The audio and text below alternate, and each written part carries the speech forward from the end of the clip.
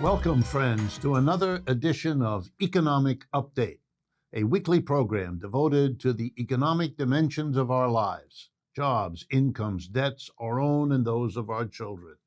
I'm your host, Richard Wolff. I want to begin today, as I have several programs in the past now, with signs, welcome, long overdue, of movement in the labor movement, so-called. In other words, real movement, real initiative, something to counter the long historical decline of organized labor here in the United States. This time I want to focus particularly on a strike by miners, in the Warrior Met coal mine in Brookwood, Alabama. About 1,100 workers have been on strike there, members of the United Mine Workers of America, for several months. Toward the end of July, they came to New York City to protest in front of the offices of the BlackRock Asset Management Company, and I'll have more to say about that in a moment. Here's their concern.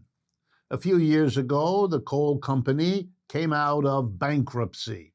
And as part of the bankruptcy emergence, they got all kinds of concessions from the workers to help the company get back on its feet. And let's really remember, all the decisions of the coal company are made by the board of directors, by the tiny number of people who sit at the top of that company. Their decisions waltzed that company into bankruptcy. But to get out of bankruptcy, they asked for, they needed, and they got concessions from the workers. The workers gave back some of what they had won in the past in wages, in working conditions. They helped fix the problems of the directors of that company, who had, of course, always excluded those workers from participating in the decisions until they messed it all up.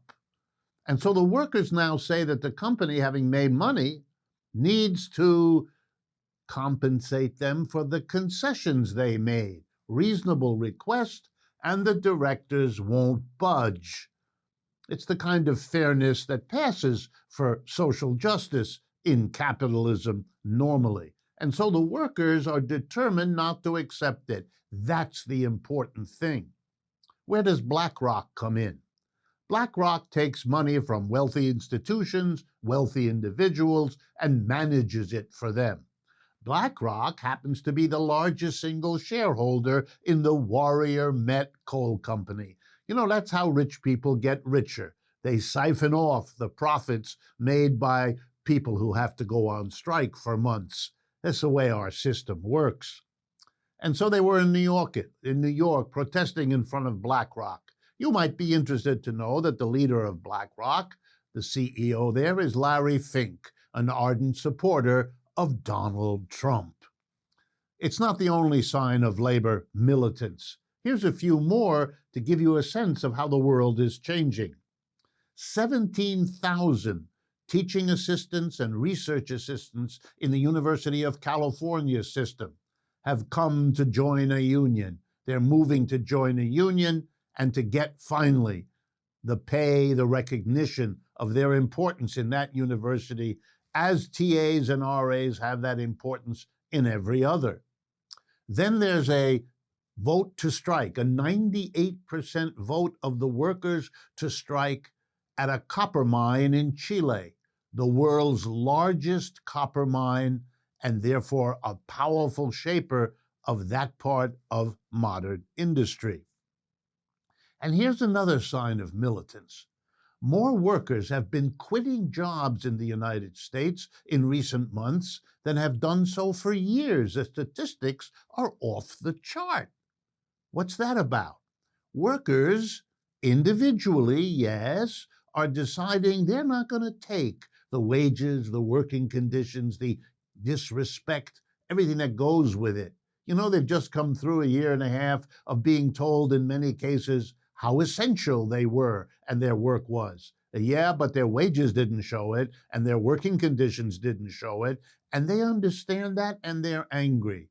My hope, and their future will depend on whether they can move from the individual protest of quitting to the organized union protest of changing the terms that every worker comes to work on. My next update has to do with the so-called competition between the United States and China, a competition about which Mr. Biden and many of his officials talk quite a bit. And I was struck by a recent insight that came to me as I read all of the statements. What China has been able to do up until now has been to grow its economy. The quantity and quality of its goods and services have grown much faster than that of the United States. And likewise, the average wage, even adjusted for prices, of a Chinese worker has gone up much faster than of American workers over several decades now. But there's a new kind of competition coming, and that's going to be even more profound in shaping the contest. And I don't want you to take my word, and I don't want you to take the words of any official in China or of the Chinese government. I'm going to read to you a paragraph published by Bloomberg News. You could not have a more U.S. pro-capitalist source. Here's a recent article from Bloomberg News, and I'm going to read it to you. China's leaders clearly have a vision for what their country should look like. Risks in the financial system should be controlled. Inequality should be reduced. And as recent events have shown, they are committed to making this vision a reality. I'm reading to you from Bloomberg News. Let me continue. For the business world, that could ultimately be a good thing if markets become more stable and prosperity more widespread. But in the short term, building that vision will entail a fair amount of pain for some of the country's biggest companies. This week alone, authorities ordered all food delivery companies, Meituan being the largest, to ensure they pay their couriers at least the minimum wage and help them with health care and pensions. Shares of Meituan slumped last Monday and Tuesday before staging a bit of a comeback. They likewise banned for-profit tutoring corporations because they widen the rich-poor gap. What will happen, Bloomberg asks, to the competition between U.S. and China if the country not only grows faster than the U.S., but also reduces inequality vis-a-vis the U.S.? That might be the most important component in determining the outcome of the competition. Think about it. My next update has to do with something called the Right to Repair movement in the United States. This is a movement that is angry and targets corporations. Perhaps the most important, Apple, which has such a remarkable reputation despite behaving in this kind of way. Here's what the Right to Repair movement is about. More and more companies, particularly those that make electronic devices of one kind or another, are refusing to make available the information needed to repair the device they produce and sell. What that does is deny the buyer the right, the possibility of repairing his or her own purchased equipment. It denies small independent repair shops any business they could get by repairing what people are buying. And of course, it allows these huge corporations, mostly monopoly or oligopoly corporations, it allows them to charge a fortune, requiring you to get it repaired where they see fit to let you do that, and charging you an arm and a leg. There was a recent story of a Tesla automobile needing repair, and the bill was $16,000. The Right to Repair movement says this is outrageous. This is simply stealing from the mass of people.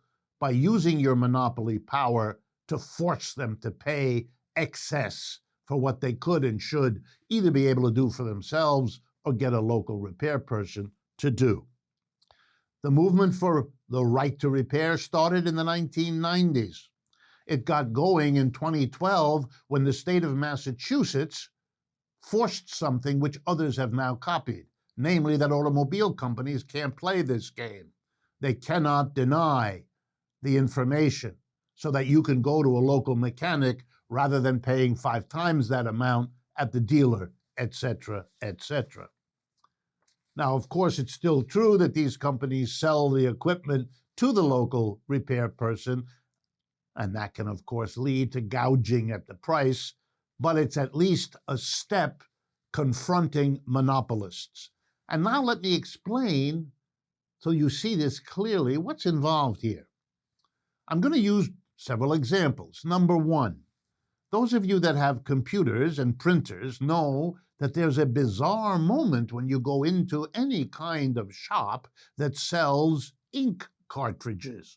Ink cartridges are a component of every printer. Here's what you see. If you look at the wall of such a shop, you will see literally hundreds of ink cartridges. Each printer company makes its own. Those cannot be used in any other printer, and no other cartridge can be used. In this way, the printer companies can force us to pay way more than we could if this were standardized, if there were 3 or 4 or 5 basic alternatives and all the machines could use all of them.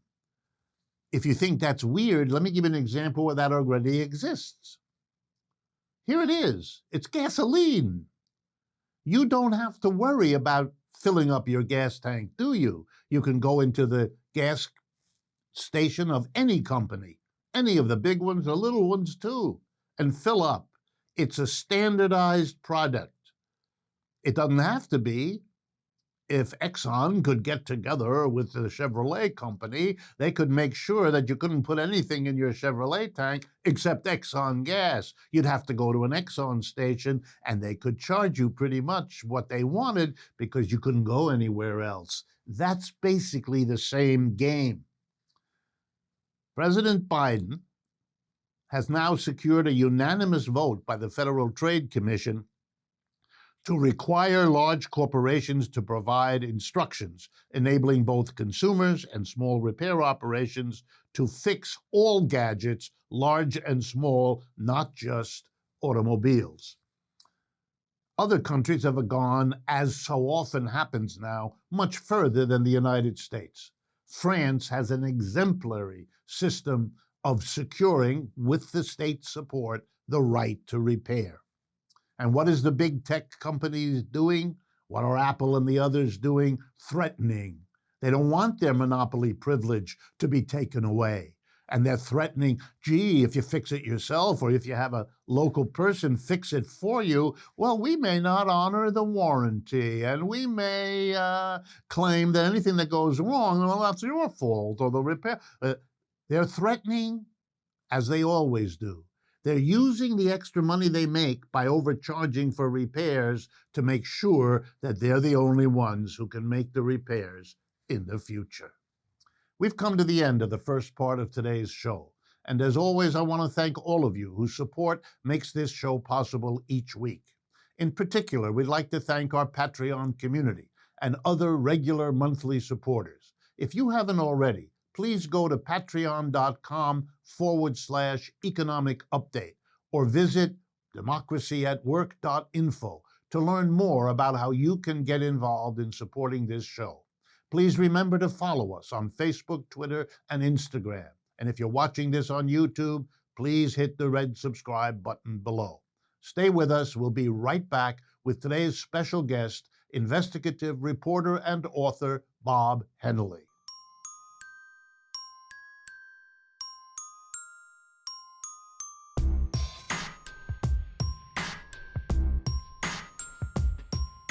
Welcome back, friends, to the second half of today's economic update. It is with special pleasure that I bring back to our microphones and cameras someone who has been here before, but not quite in this capacity. This is Bob Henley. And I want to remind you not only that Bob Henley is a remarkable reporter in the old style, a real investigative reporter who digs out the news that we need to hear, even if it's sometimes hard to do it. But he appears with us this time not only as a reporter with an acute sense of what's going on, as I think many of you know, but also as the author of a new book. So let me thank you, first of all, Bob, for joining us, and then let me give you the proper introduction you deserve. Bob is you're welcome, an award-winning print and broadcast journalist. He's now a reporter with The Chief Leader, a New York City-based newspaper covering unions since 1897. Bob also contributes regularly to Salon with stories on the economy and politics. He has worked in the past, and this is quite a list, CBS's 60 Minutes, The New York Times, The Village Voice, The Christian Science Monitor, CBS Money Watch, National Public Radio, WNYC, and the Pacifica Network. He's recently been covering the pandemic through the perspective of healthcare workers, first responders, and the entire workforce that is called essential. And he has a new book just released and published by yours truly, the Democracy at Work team. The title of his book, Stuck Nation: Can the United States Change Course on Our History of Choosing Profits Over People? So let's begin, Bob.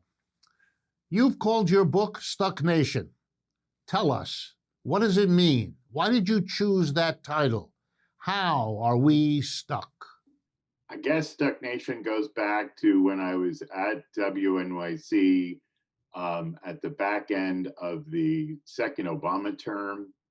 I had been a reporter covering local events in the New York, New Jersey metro region and expanded nationally. I had covered with some detail the rise to power of Barack Obama. I had the chance to have a relatively lengthy interview with him when he was still Senator Obama. I, like so many Americans, was impressed by his extemporaneous grasp of geopolitical issues.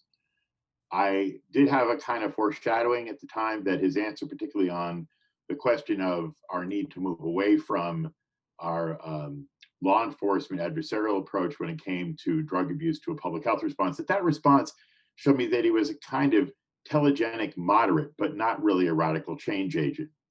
Over the period of time of the years that followed, where I was doing granular reporting in communities like Paterson, Newark, Cleveland, Philadelphia, I saw that what was happening is that basically the rape of Martin Luther King Boulevard and of Main Street by Wall Street banks, I call them new pirates of the Caribbean, had actually accelerated under President Obama. And what was happening is that while African Americans got the historical bragging rights of having the first African American in the White House, so many of them were losing their own homes. So I became aware that really this country was stuck, because even when rhetorically the issues were identified by even Democratic leadership, the forces of capital continued to undermine the circumstance of the American people here in the United States and indeed around the world, even as our planetary situation through global warming continued to deteriorate at an accelerating rate. All right, Bob, let me move on. We're about to, or we're in the midst of, depending on your perspective, the 20th anniversary of 9/11, a rather momentous historical moment. Do you think the events then, in some way, played a role in getting the U.S. stuck now? And if so, how do you see the connection? Wow, I think we can answer that on at least a couple of levels. Internationally, the response that happened was for the United States to squander the goodwill of the world, because in the global narrative, we had been attacked. And so we used that as an opportunity to create this further notice war on terror, which we continue to pursue and in the process set off a mass migration crisis on a scale not seen since the Second World War, with all kinds of deadly consequences for humanity. And then at the same time, at the granular level, where the attack actually happened, and that's where I've been privileged and honored to serve for 5 years, reporting in Lower Manhattan about the consequences of what happened to working people and essential workers in the aftermath of 9/11, and indeed the tens of thousands of Lower Manhattan students and community members, even folks in Western Brooklyn, throughout the whole region, really. Because what happened was, and this presaged what's happened with the Trump response to the pandemic, in the immediate aftermath of the attack, where 16 acres was laid to waste, the EPA, under the direction of President George Bush, with Christie Todd Woodman as the EPA head, advised people the air was safe to breathe within a couple of days.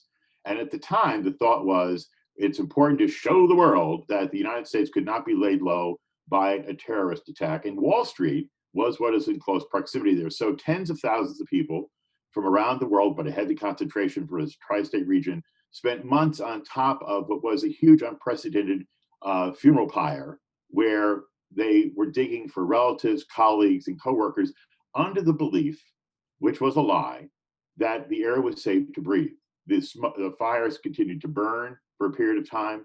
The city of New York ordered some 19,000 school children back into schools within the area that was toxic, which included portions of Western Brooklyn and things south of schools south of Houston.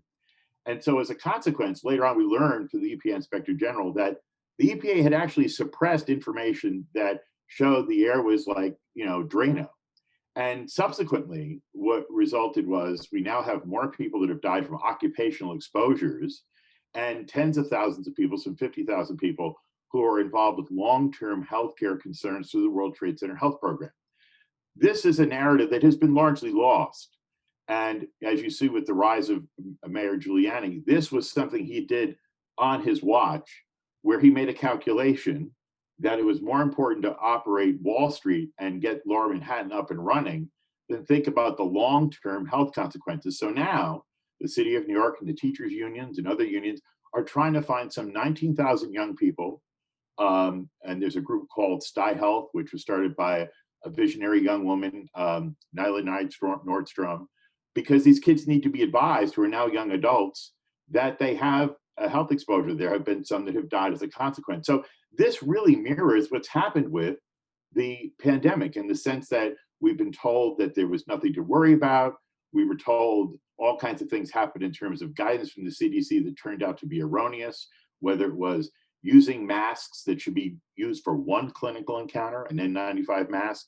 Nurses, when the CDC, concerned about inventory control, said, no, forget what you've learned in nursing school, forget what you've learned in med school, but use your mask across encounters.